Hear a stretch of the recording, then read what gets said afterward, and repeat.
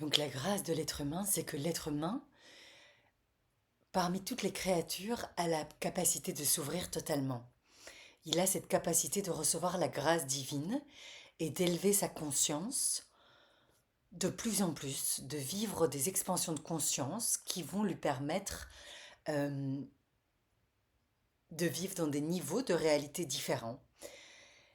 Et ça, c'est vraiment la grâce de l'être humain, c'est-à-dire que en l'être humain habite cette parcelle divine qu'on a à nourrir, à développer pour vivre des expansions de conscience, pour élargir notre conscience jusqu'à atteindre ce qu'on appelle la joie de l'être, l'état de conscience dans lequel vivent les grands saints, hein. Il y en a plein, hein, que ce soit Yogananda, dans la religion chrétienne, il y en a beaucoup.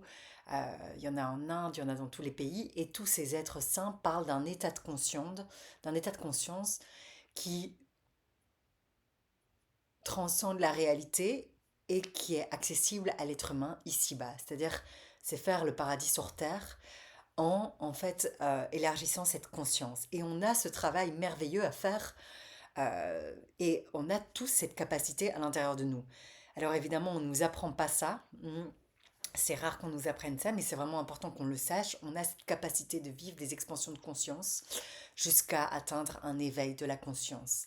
Et ça, c'est la force de l'être humain, c'est sa grandeur, hein. C'est tout le chemin de la divinisation de l'homme, qui est un chemin de toute beauté et qui permet à l'être humain d'être debout, de se mettre debout dans sa verticalité et d'être un être humain droit, intègre, lumineux, qui va relier finalement le ciel et la terre, hein, et qui va justement développer ces différents niveaux de conscience, élargir sa conscience, intégrer tous ces niveaux de conscience jusqu'à devenir un être de compassion, un grand être de compassion.